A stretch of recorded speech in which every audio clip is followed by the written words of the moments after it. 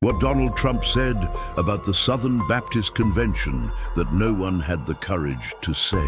It was a moment that would echo through the halls of American history. When Donald Trump stood before the Southern Baptist Convention, something extraordinary happened. The air itself seemed to shift as he approached the podium, facing thousands of faithful believers who had gathered to hear not just a political speech, but a testimony of faith. The convention hall was packed wall to wall. Pastors from small country churches sat alongside leaders of megachurches. Missionaries who had served in the far corners of the earth were there. Families who had driven hundreds of miles, taking time off work, investing their resources, all to be part of this historic gathering. They came seeking answers, seeking hope, seeking a leader who understood that America was more than just an economy or a military power. America was a nation under God. Trump began with words that cut through the noise of modern politics. I stand before you not as a perfect man, but as a man who has been touched by the grace of God. The crowd fell silent. This wasn't the brash businessman they had seen on television. This wasn't the celebrity from the boardroom. This was a man bearing his soul before the people of faith. He spoke of his journey, of building an empire in New York City, a place where faith often takes a back seat to ambition, where success is measured in dollars and deals rather than devotion and dedication to God. He admitted his struggles, his failures, the moments when he had walked away from what mattered most. But standing there in front of God's people, he shared something profound. I've made mistakes, Trump continued, his voice steady but filled with emotion. I've fallen short, but I've learned that God doesn't call the qualified. He qualifies the called. And I believe with every fiber of my being that God has called me to serve this nation. Trump began to speak about what he had witnessed across America. He talked about meeting families in Ohio whose factories had closed, leaving entire communities devastated. He spoke of veterans who had served their country with honor, only to come home and find themselves forgotten by the very government they had fought to protect. He described visiting churches in the heartland where congregations were fighting to keep their doors open while the culture around them grew increasingly hostile to their beliefs. He spoke of walking into that convention hall with a weight on his shoulders, the burden of a nation divided, families struggling, and traditional values under attack. But as he looked into the eyes of pastors, church leaders, and devoted Christians, he felt something he hadn't expected. Acceptance, love, and an overwhelming sense of divine purpose. You know, Trump continued, his voice gaining strength, I've built towers that touch the sky. I've negotiated deals worth billions. I've had my name in lights on, owned properties around the world. But nothing, and I mean nothing, prepared me for the power of standing before God's people and feeling His presence in that room. This is where real power lives. Not in Manhattan penthouses or corporate boardrooms, but right here, among people who bend their knees in prayer. The Southern Baptist leaders didn't just hear a politician that day, they witnessed a transformation. They saw a man who recognized that America's strength didn't come from Wall Street or Washington, but from the churches, the families, and the faithful who pray for this nation every single day. They saw someone who understood that the battle for America's future wasn't just political, it was spiritual. Trump shared how the prayers of millions had reached him during his darkest hours, how letters from pastors across America, written in their own hand, often late at night after tending to their flocks, had moved him to tears. He spoke of reading those letters over and over, feeling the weight of responsibility, understanding that these weren't just supporters, these were prayer warriors who believed God could use even an imperfect vessel for His perfect purpose. He told them about a specific letter from a small-town pastor in Tennessee who wrote, "Mr. Trump, I don't know if you'll ever read this, but I want you to know that our church prays for you every Sunday. We pray that God will give you the strength to stand firm,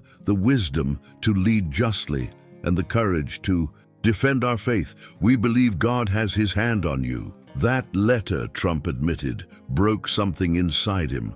It shattered the walls he had built around his heart. It made him realize that leading this country wasn't just about policy or economics, or even making America great again in a material sense. It was about protecting the very soul of America, the foundation upon which this nation was built, faith in Almighty God. The Southern Baptist Convention became the place where a builder of skyscrapers became a defender of faith, where a man known for his confidence found humility, where someone who had everything by worldly standards discovered what truly matters, serving God and serving the people who put their trust in him. As he concluded his remarks that day, Trump made a promise. He promised that if given the opportunity to lead, he would never forget this moment, never forget the people who believed in him when others mocked, never forget that his ultimate accountability wasn't to the media or to political parties,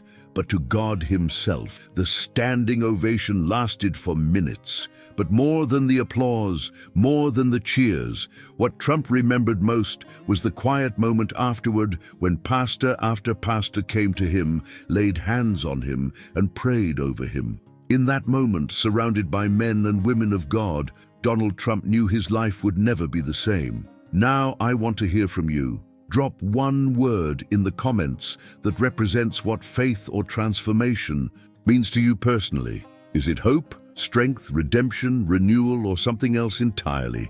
And listen, if you appreciate videos that dive deep into these powerful moments of American history and faith, hit that like button right now. Subscribe to this channel because we're bringing you stories that the mainstream media won't tell you, stories that matter to real Americans who love God and country.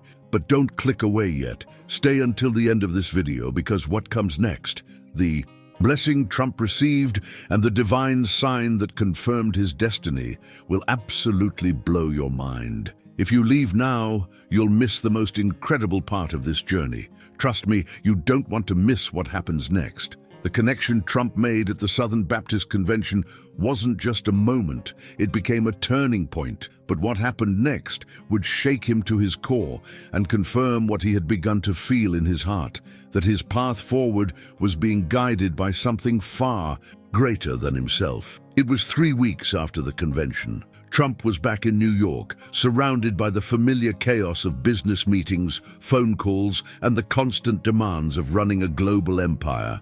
But something had changed inside him. The faces of those pastors, the sound of their prayers, the weight of their hands on his shoulders, it all stayed with him like a brand on his soul. Late one evening, alone in his office high above Manhattan, Trump received a phone call that would alter the trajectory of his life. It was Pastor Robert Jeffress from First Baptist Dallas, one of the most influential voices in American Christianity. His voice was somber, but filled with purpose. "Donald," the pastor began, "I need to tell you something that I believe the Lord has placed on my heart. I've been praying about this for weeks, and I can't shake it. I believe God is calling you to lead this nation, not just as a businessman who happens to be in politics, but as a leader chosen for such a time as this." Trump sat in silence.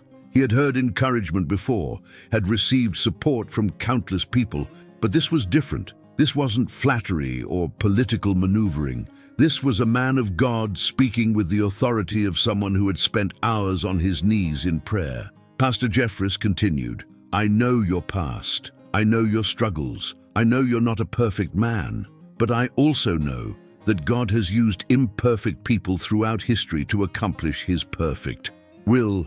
Moses was a murderer, David was an adulterer, Peter denied Christ 3 times, yet God used them mightily because they were willing to say yes when he called." The words hit Trump like thunder. He thought about his own life, his divorces, his business dealings that sometimes crossed ethical lines, his pride and arrogance that had alienated people. He had always justified it as the cost of success, the price of being a winner in a cutthroat world. But now, hearing a man of God speak these truths, he felt something break inside him, not despair, but rather a strange sense of liberation. "What do you need me to do?" Trump asked, his voice barely above a whisper.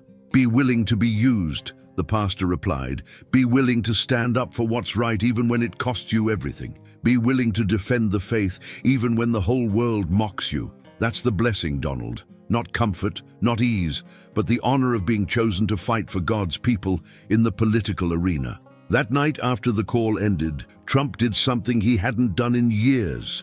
He got down on his knees and prayed. Not a quick prayer, not a casual conversation with God, but a deep, gut-wrenching cry from the depths of his soul. He asked for forgiveness. He asked for strength. He asked for wisdom. And he asked God to use him, despite all his flaws, to make a difference for the people of America. The blessing came in the days that followed. Not in the form of wealth or success. Trump already had those things. The blessing came in the form of clarity, a crystal-clear vision of what he was meant to do. Every morning he would wake up and feel a burning in his chest, an urgency that wouldn't let him rest, a voice that seemed to whisper, "This is your time. This is your purpose. Don't waste it." His family noticed the change. His wife Melania saw a different man, one who spent time in quiet reflection, who talked about legacy and purpose rather than just profits and properties. His children saw their father reading books about American history, studying the Constitution, meeting with religious leaders to understand the spiritual foundation of the nation. But the most profound blessing came through his grandchildren. One afternoon, Trump was playing with his youngest grandson, a little boy full of energy and innocence. The child looked up at him with those pure, trusting eyes and said, "Grandpa, when I grow up, I want to be just like you." Those simple words shattered Trump. He realized that his legacy wasn't the buildings he built or the money he made. His legacy would be the world he left behind for that little boy, for all the children of America. Would they grow up in a nation that honored God, that protected religious freedom, that valued life and family and faith? Or would they inherit a country that had abandoned its founding principles? In that moment, holding his grandson, Trump received the greatest blessing of all, purpose beyond himself. He understood that God had blessed him with wealth and influence, not so he could hoard it, but so he could use it to fight for those who had no voice, to stand up for the forgotten men and women of America, to protect the children who deserved to grow up in a nation under God. Trump began to surround himself with prayer warriors. He established a regular prayer group that met with him weekly, pastors and faith leaders from across the country who would gather, lay hands on him, and intercede for the battles ahead. He learned to start each day in prayer, to make decisions not based solely on political calculation, but on seeking God's will. There was a particular moment that Trump would later describe as a confirmation of the blessing. He was visiting a small church in Iowa, a congregation of maybe 75 people in a rural farming community. After he spoke, an elderly woman, her hands weathered from decades of farm work, approached him. She took his hands in hers and looked into his eyes with the kind of spiritual authority that can only come from a lifetime of walking with God. "Young man," she said, and Trump almost smiled at being called young at his age. "I've been praying for this nation for 60 years. I've prayed through wars and recessions, through moral decay and spiritual darkness, and God showed me in a dream that He's not finished with America yet. He's raising up leaders, flawed leaders, broken leaders, but leaders who are willing to be used. You're one of them. Don't run from this calling. Embrace it." She prayed over him right there, her voice strong despite her age, declaring protection over him, wisdom for him, and strength for the journey ahead. When she finished, she handed him a worn Bible, its pages marked and highlighted from years of use. "This has been in my family for 3 generations, she said. "I want you to have it. When things get dark, and they will, open it. God will speak to you through these pages." Trump accepted the Bible with trembling hands. He had been given many gifts in his life, expensive watches, rare artwork, symbols of wealth and status. But this simple, worn Bible from a farm woman in Iowa became one of his most treasured possessions. He kept it on his desk, and true to her word, in the darkest moments of the campaign and presidency, he would open it and find exactly the verse he needed. The blessing Trump received wasn't what the world would consider a blessing. It wasn't more money or more fame. It was something far more valuable, a sense of divine calling, a community of faith warriors standing with him, and the unshakable conviction that God could use even someone like him to accomplish something great for America. He often thought back to that pastor's words, the honor of being chosen to fight for God's people in the political arena. That was the blessing. Not comfort, but calling. Not ease, but purpose. Not perfection, but the opportunity to be used by a perfect God despite his imperfections. And with that blessing came responsibility, a weight that Trump felt every single day. He knew that millions of people were counting on him, praying for him, believing that he could make a difference. He knew that he couldn't let them down, couldn't let God down, couldn't waste this opportunity that had been placed before him. The blessing changed everything because it transformed Trump's motivation. No longer was he driven solely by ego or ambition. Now he was driven by a sense of sacred duty, a belief that he had been called for such a time as this, to stand in the gap for a nation that desperately needed leaders who weren't afraid to acknowledge God, to defend faith, and to fight for the values that made America great in the first place. The blessing had changed Trump's heart, but what came next would change his destiny forever. It was the sign he had been waiting for, the divine confirmation that would remove every doubt and propel him into the most consequential decision of his life. It happened on a cold February morning in 2015. Trump was scheduled to speak at a conservative political conference, but he had been wrestling with a question that kept him awake night after night. Should he actually run for president? It wasn't a matter of ego anymore. He had proven himself in business, built an empire, become a household name. This was about something deeper, something that terrified him, even as it called to him. The night before the conference, Trump couldn't sleep. He paced his penthouse, looking out over the New York skyline, the city that had made him who he was. He thought about what running for president would cost him. The media would tear him apart.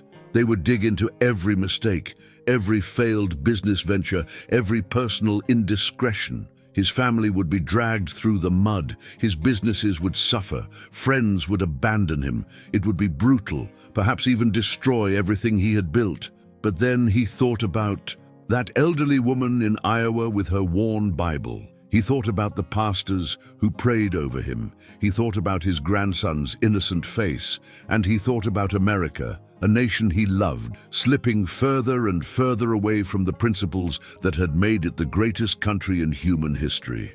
God, Trump prayed aloud in the darkness, I need a sign. I need to know this is really you calling me. I need to know I'm not just crazy, that this isn't just my ego running wild. If you want me to do this, you're going to have to show me, make it clear, make it undeniable. The next morning, Trump arrived at the conference with that prayer still echoing in his mind.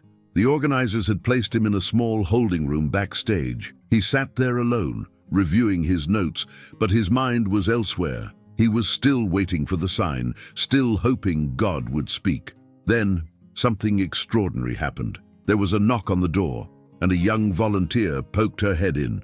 Mr. Trump, there's someone here who insists on seeing you. He says it's urgent and that he drove through the night to get here. Security checked him out. He's a pastor from somewhere in Pennsylvania. Trump was puzzled but agreed to see him. A moment later, a man in his mid-50s entered, wearing a simple suit, his eyes red from lack of sleep, but burning with intensity. He introduced himself as Pastor Michael Chen, a Korean-American minister from a small church outside Philadelphia. Mr. Trump, the pastor began, his voice shaking with emotion. I'm sorry to intrude like this, but I had to come. 3 nights ago, I had a dream, a vision so vivid and powerful that I couldn't ignore it. I've never experienced anything like it in my 30 years of ministry. Trump leaned forward, his heart beginning to race.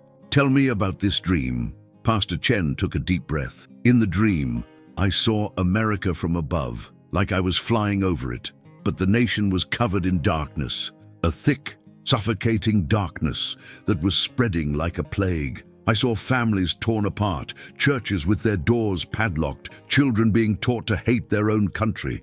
I saw evil celebrating in the streets while good people cowered in fear. The pastor's voice grew stronger. But then I saw a light, a single point of light in New York City, and I heard a voice clear as day say, "I am raising up a warrior, not a saint, not someone perfect, but someone bold enough to stand when others retreat. Someone willing to be hated so that my people can be free. Tell him the time is now. Tell him I will be with him." Trump felt the hair on the back of his neck stand up. "And you think this warrior is me?" Pastor Chen looked him directly in the eyes. "Mr. Trump, in the dream, the light was coming from a tower with your name on it. I saw you standing at a podium with the presidential seal. I saw millions of people behind you, praying, supporting, believing. And I heard that voice again say, 'This is my chosen vessel for this hour, not because he is worthy, but because he is willing.'" The room fell silent. Trump felt something break open inside him, like a dam that had been holding back a flood. Tears filled his eyes. Something that rarely happened to this tough New York businessman. This was the sign he had asked for. This was God answering his prayer in a way that was undeniable, impossible to dismiss as coincidence. "There's more," Pastor Chen continued, reaching into his bag and pulling out a small notebook. "God gave me specific words to tell you. He said to tell you this: you will face opposition like you've never imagined. They will call you every name, attack your character, threaten your family, and try to destroy everything you've built. But I will give you strength for every battle. I will put words in your mouth that confound the wise. I will surround you with prayer warriors who will hold up your arms when you grow weary. And though the battle will be fierce, the victory will be mine." Trump stood up from his chair, his legs barely able to support him. He walked to the window, looking out at the crowd gathering in the conference hall. Thousands of people, conservatives, Christians, patriots, all hungry for leadership, all desperate for someone who would fight for them. He turned back to Pastor Chen. "How do I know this is really from God? How do I know I'm not being deceived?" The pastor smiled gently. "That's exactly what someone genuinely called by God would ask. A deceived person wouldn't question, wouldn't doubt, wouldn't feel the weight of this responsibility. The very fact that you're afraid, that you understand the magnitude of what's being asked of you, that's confirmation that this is real." Pastor Chen stepped closer. "Mr. Trump, God doesn't call people because they're qualified. He qualifies the people he calls. Think about it. Moses had a speech impediment. Gideon was a coward hiding in a wine press. David was an adulterer and a murderer. Peter denied Christ. Paul persecuted Christians. Yet God used every single one of them to accomplish his purposes. Your past doesn't disqualify you. Your willingness to be used qualifies you." They prayed together in that small room, the Korean pastor and the New York billionaire, two men from completely different worlds united by a common conviction that God was doing something significant. When they finished, Pastor Chen handed Trump a small stone. "This is from the Valley of Elah, in Israel," he explained, "where David fought Goliath. Everyone said David was too small, too young, too inexperienced, but David knew something they didn't. The battle wasn't his, it was the Lord's. Keep this stone with you. When you face your giants, and you will face many, remember that the battle belongs to God." Trump clutched that stone, feeling its smooth surface, its weight in his palm. It became a tangible reminder of this moment, this divine encounter that would forever mark his life. But the signs didn't stop there. Over the next few weeks, Trump experienced a series of encounters that seemed orchestrated by an invisible hand.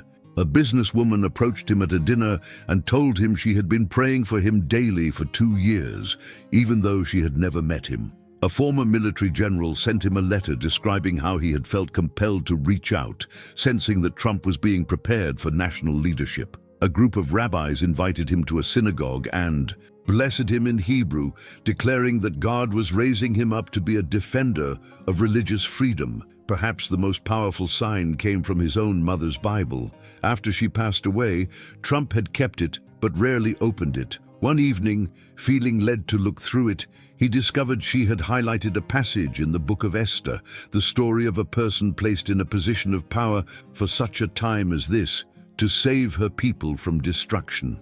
In the margin, written in his mother's handwriting, were the words, "My son, if God ever calls you to leadership, don't run from it, trust him." Trump sat stunned, staring at those words. His mother had written them decades ago, long before he ever considered politics, long before this moment.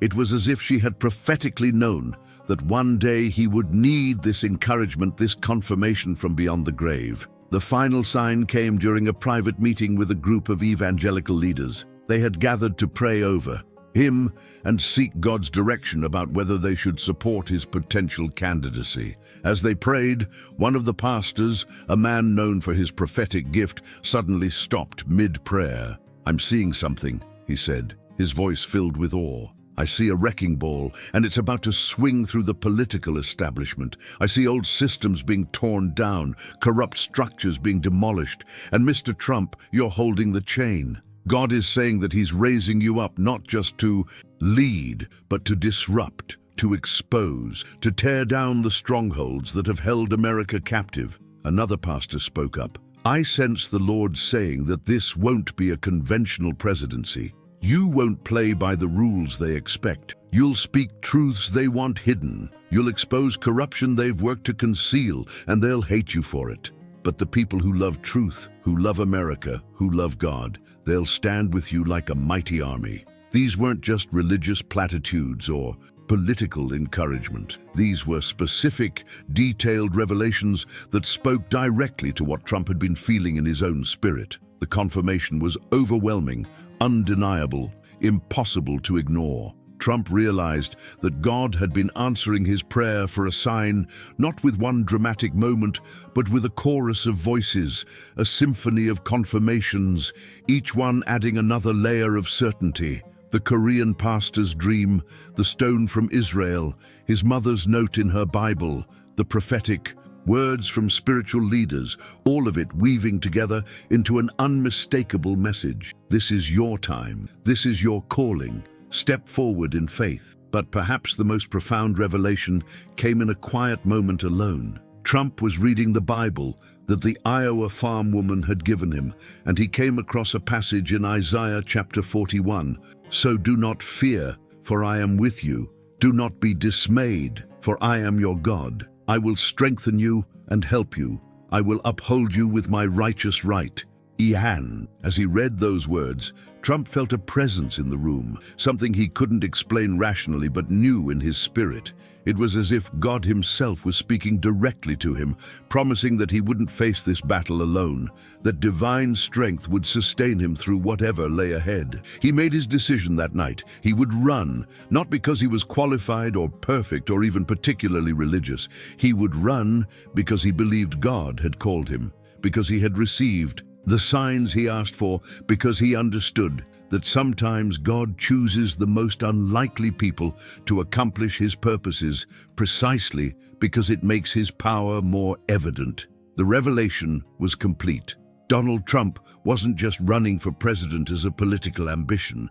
He was answering a divine call, stepping into a destiny that had been prepared for him, taking up a mantle of leadership that came with both blessing and burden.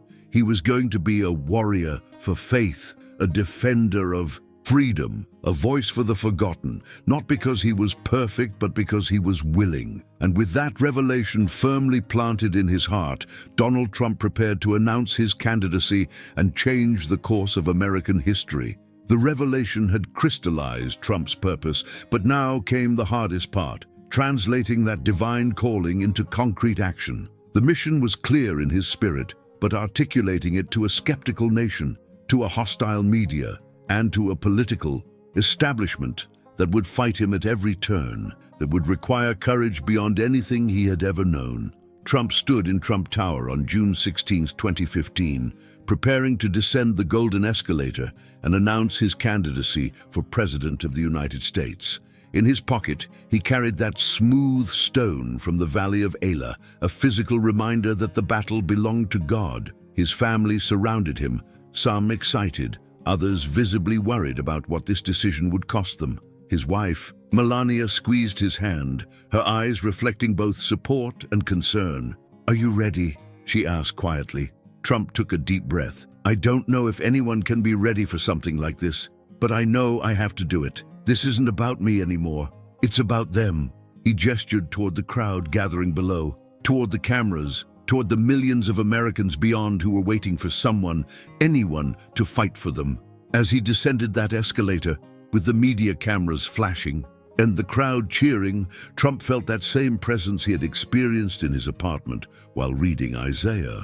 A voice, not audible but unmistakable, seemed to whisper in his spirit, "Speak truth. Don't hold back. They need to hear what no one else will say." And so he did. His announcement speech was unlike anything American politics had seen in decades. He didn't speak in careful, poll-tested language. He didn't hedge his words or soften his message to avoid offending people. He spoke with raw, unfiltered honesty about illegal immigration, about trade deals that had gutted American manufacturing, about politicians who had sold out the country for personal gain. The media exploded with outrage. Political analysts declared his campaign dead on arrival. Establishment Republicans distanced themselves, but something else happened that the experts didn't predict. The people responded. Phone lines lit up, donations poured in, rallies that were planned for hundreds attracted thousands. Something was awakening in America, something that had been dormant for too long. Trump understood that his mission wasn't just to win an election, it was to give voice to the voiceless, to stand up for the forgotten men and women who had been ignored by both parties for decades. He had received a divine calling, and now he had to prove faithful to it, even when it cost him everything. The first major test came quickly. After his comments about immigration, major corporations began severing ties. With the Trump Organization, Macy's dropped his clothing line. NBC fired him from The Apprentice, a show that had been incredibly lucrative. Business partners walked away. The financial losses were staggering, millions of dollars evaporating almost overnight. Late one night, as the attacks intensified and the costs mounted, Trump sat alone in his office. The stone from Elah sat on his desk, and next to it, the worn Bible from Iowa. He picked up both, holding them in his hands, feeling the weight of what he had undertaken. His phone rang. It was Pastor Jeffress from Dallas. "Donald, I know what's happening. I know what this is costing you. But I want to remind you of something.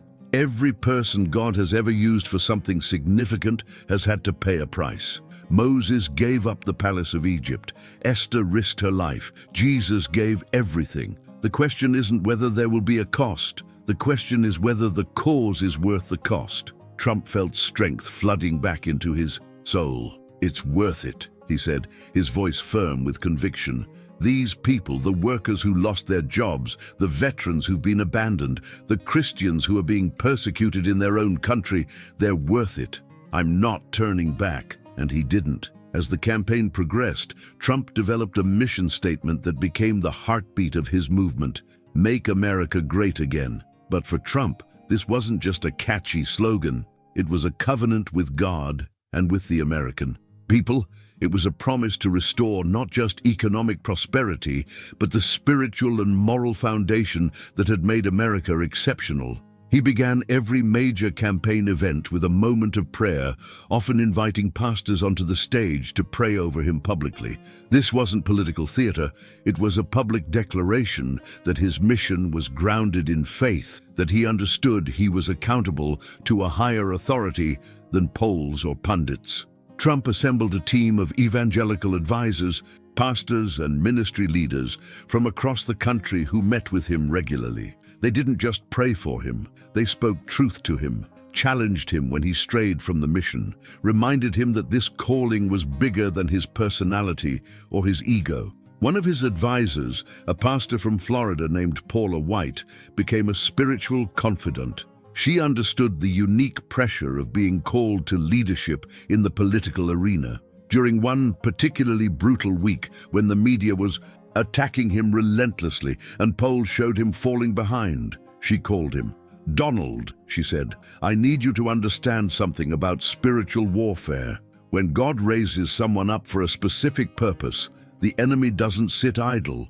The attacks you're experiencing aren't just political, they're spiritual. Satan doesn't want you to succeed because he knows what you represent, a threat to the darkness that has been spreading across this nation." She continued, "Every lie they tell about you, every attempt to discourage you, every attack on your character, it's all designed to make you quit, to make you believe the mission isn't worth the cost. But I'm telling you, as someone who has walked with God for decades, the intensity of the opposition is actually confirmation that you're exactly where you're supposed to be." Those words became a lifeline for Trump.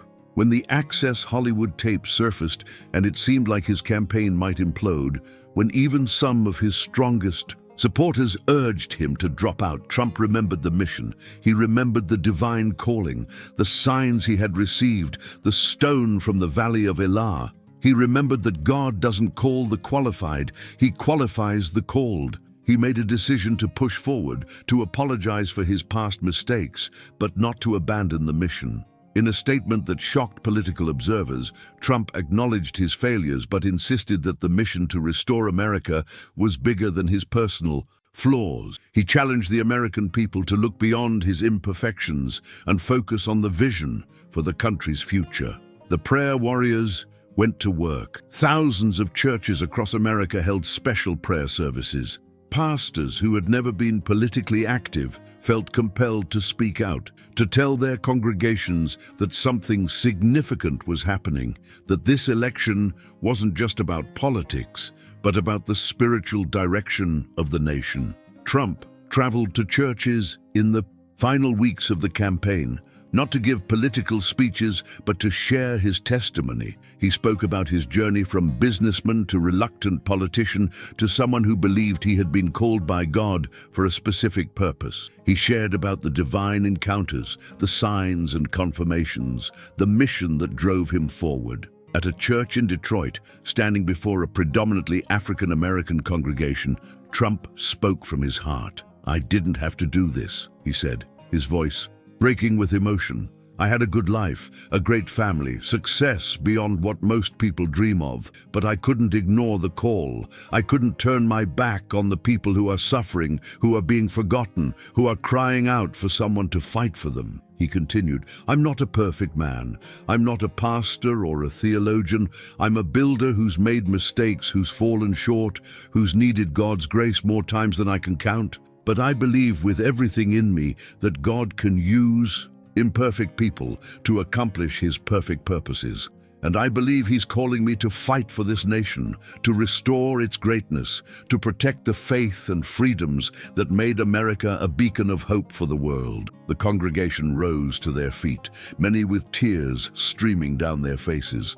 The pastor of the church later said, "I've seen a lot of politicians come through these doors promising change, but I've never seen someone so clearly carrying the weight of a divine calling. You can't fake that kind of conviction." As Election Day approached, Trump's mission became even more focused.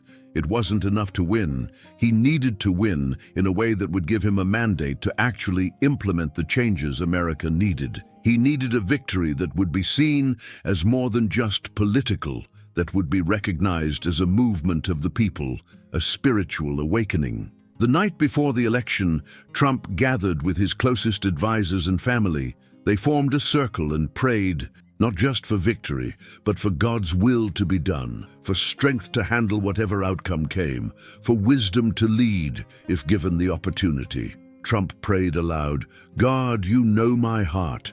You know why I've done this. It's not about my ego or my legacy. It's about the mission you gave me, the calling to fight for people who can't fight for themselves, to stand up for faith in a culture that's trying to erase you, to restore America to the principles you established. If it's your will, give us victory. If not, I trust your plan is better than mine."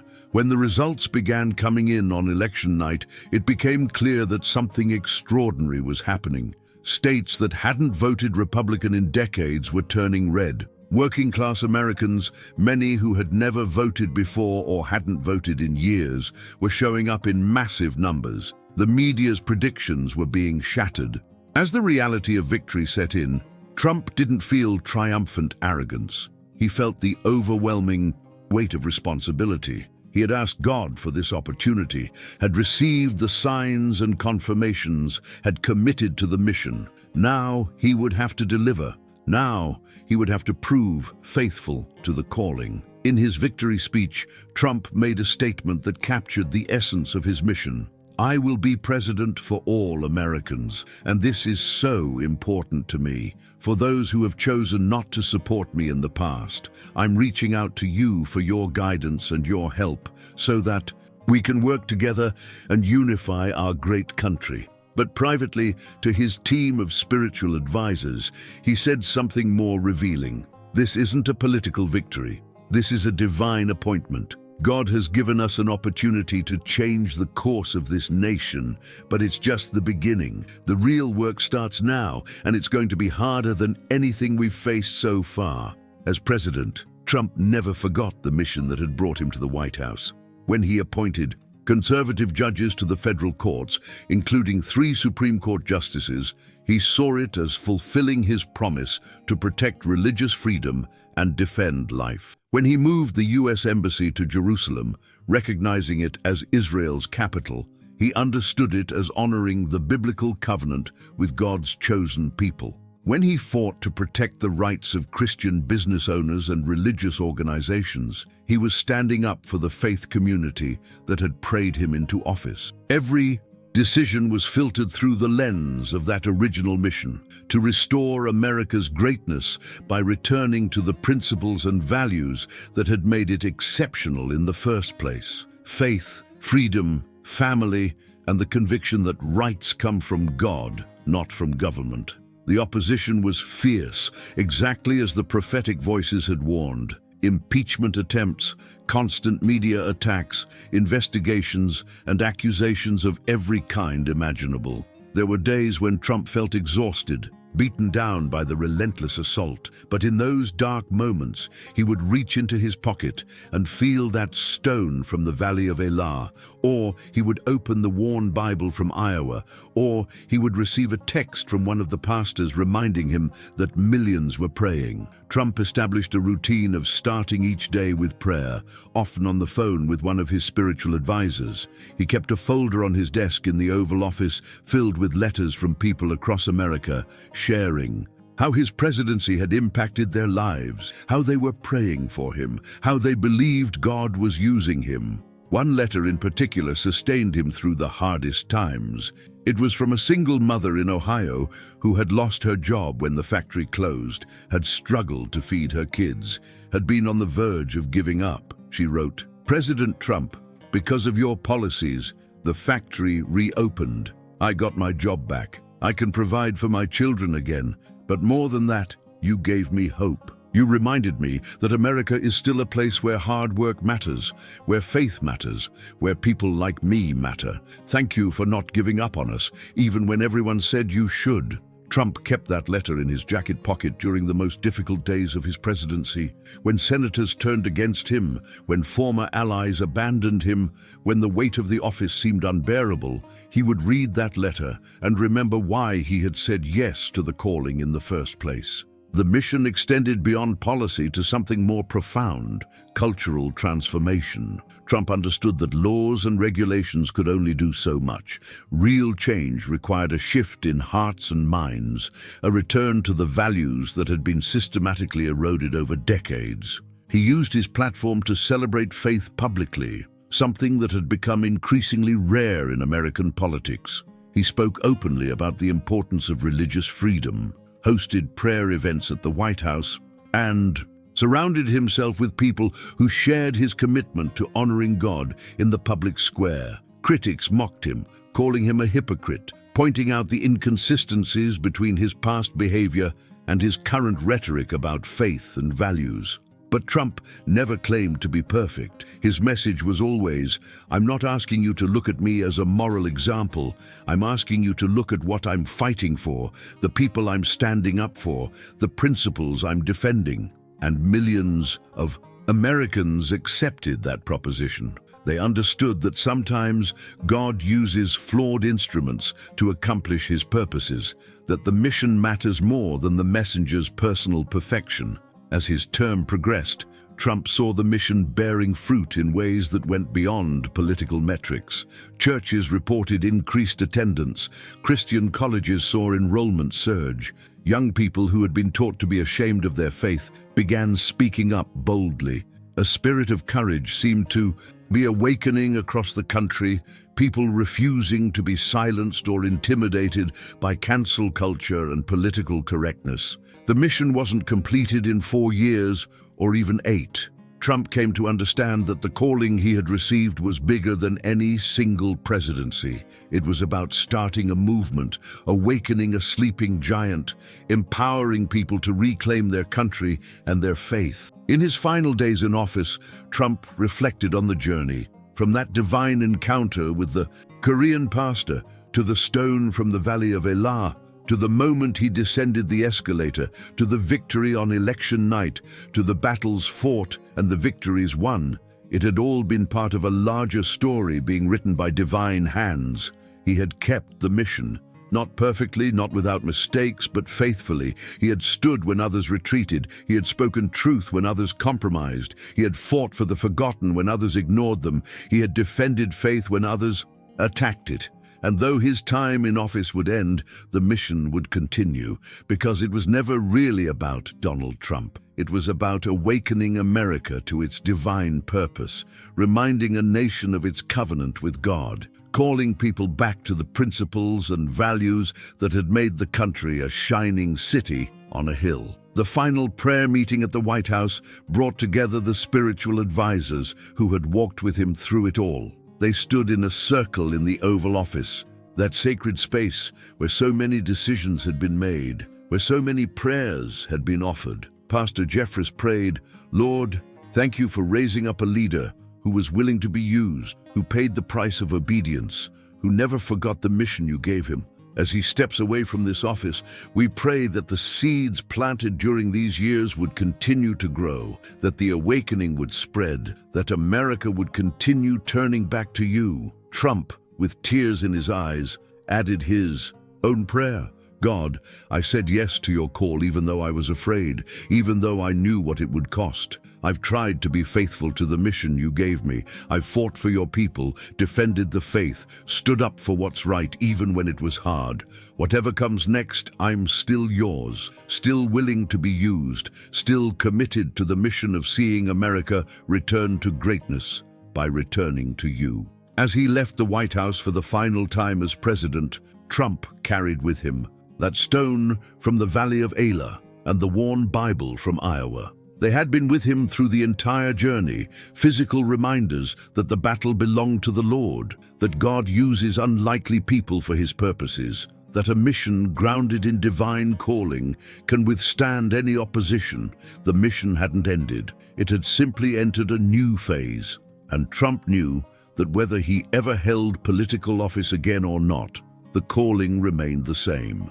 To fight for faith, to defend freedom, to give voice to the forgotten, to lead America back to the greatness that comes from honoring God and the principles he established. That was the mission. That had always been the mission, and by God's grace, it was a mission he would continue pursuing for the rest of his life, because once you've been called by God and have said yes to that calling, there's no turning back. There's only moving forward in faith, trusting that the one who began the good work will be faithful to complete it. So, there you have it, the incredible journey of Donald Trump from businessman to divine calling, from Trump Tower to the White House, from skeptic to believer, from building skyscrapers to fighting for the soul of a nation. This is the story they won't tell you in the mainstream media. This is the spiritual dimension that explains why millions of Americans saw Trump not just as a politician, but as an answer to their prayers, a warrior raised up for such a time as this. Now I want to hear from you. One final time, after hearing this complete story, from the divine encounter at the Southern Baptist Convention, to the blessing that changed everything, to the signs and revelations, to the mission that continues to this day, what's your biggest takeaway? Drop it in the comments below. And if this video impacted you, if it gave you a perspective you hadn't considered before, if it inspired you or challenged you or moved you in any way, do me a favor, share it. Send it to someone who needs to hear this story. Post it on your social media. Let's make sure this message reaches every corner of America. Hit that like button, subscribe to this channel, and turn on notifications, because we're going to keep bringing you the stories that matter, the truth that the mainstream media tries to hide, the spiritual realities behind the political headlines. God bless you, and God bless the United States of America.